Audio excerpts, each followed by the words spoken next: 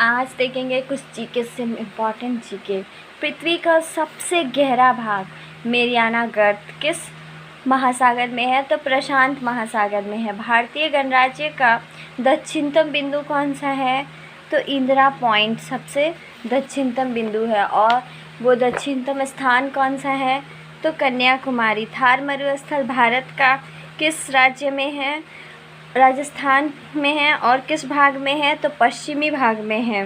और अंडमान निकोबार द्वीप समूह में और सुंदरवन किस प्रकार का वन है वहाँ पे पाए जाते हैं? मैंग्रोव वन पाए जाते हैं। ऑलिव रिडले किस जीव की दुर्लभ प्रजाति है? तो कछुआ का है। पृथ्वी के ऊपरी परत को क्या कहते हैं? भूपर्पट्टी या पपट्टी। महाद्वीपीय पपट्टी का निर्माण किन खनिजों से होता है? तो सिलिका और एल्यूमिना। महासागरीय पर्पट्टी किससे बना होता है? सिलिका और एल्यूमिना। पृथ्वी का सबसे आंतरिक भाग क्रोड कहलाता है। पृथ्वी के क्रोड निफे में क्या होता है? निकेल और आयरन, यानी निकेल और फेरस। मलेरिया किससे होता है?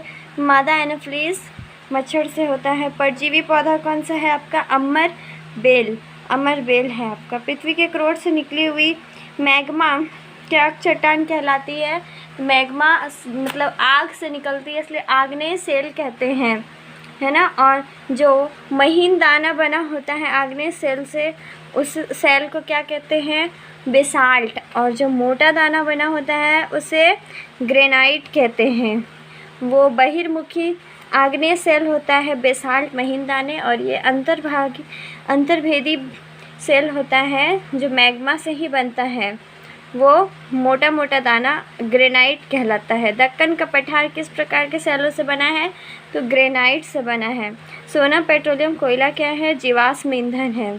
सेल जिसमें जीवाश्म होते हैं अवसादी सेल कहलाते हैं। और पृथ्वी का सबसे पतली परत भूपर्पट्टी। स्लेट और संगमरमर किस प्रकार के सेलों का उदाहरण है? तो कायांतरित। ताजमहल का निर्माण किन सेलों से हुआ है? ताजमहल का निर्माण किससे हुआ है? कायांतरित सेल से। लाल किला का निर्माण अवसादी सेल से हुआ है जिसमें जीवाश्म पाए जाते हैं। विश्व की सबसे गहरी खान कौन सा है? दक्षिण अफ्रीका। भूकंप किस प्रकार का तरंग उत्पन्न करता है? तो अनुप्रस्थ, अनुदैर्ध्य और पृष्ठीय तनाव तरंगे, पृष्ठीय तरंगे। विश्व का सबसे ऊंचा जलप्रपात वेनेजुएला और एंजल जलप्रपात कहाँ है? दक्षिण अमेरिका महादेश में है। दक्षिण अमेरिका महादेश। चाप झील कहाँ पाई जाती है? नदी घाटी में। छात्रक सेल किन क्षेत्रों में पाई जाती है? रेगिस्तान में। ग्रीन हाउस का सबसे मुख्य घटक कौन सा है? कार्बन डाइऑक्साइड बढ़ने से ग्रीन हाउस होता है। और वायुमंडल में फैलकर विकसित ऊष्मा को रोककर ग्रीन हाउस प्रभाव पैदा करता है। ग्लोबल वार्मिंग में भूमंडलीय ताप बढ़ता है। वायुमंडल में कार्बन डाइऑक्साइड 0.03% है, ऑक्सीजन 21%, नाइट्रोजन 78%। वायुमंडल में कौन सी गैस हमें सूर्य की किरणों से बचाती है, हानिकारक किरणों से? तो ओजोन परत। वायुमंडल की सबसे महत्वपूर्ण परत क्षोभ मंडल है, और क्षोभ मंडल की औसत ऊंचाई 14 किलोमीटर। वायुमंडल का स्वर्षण हेतु वायु, वर्षा, कोहरा, अवला वर्षण कहाँ होती है? तो क्षोभ मंडल में ही तूफान वगैरह आता है, वर्षा होती है, वायु कोहरा बनता है।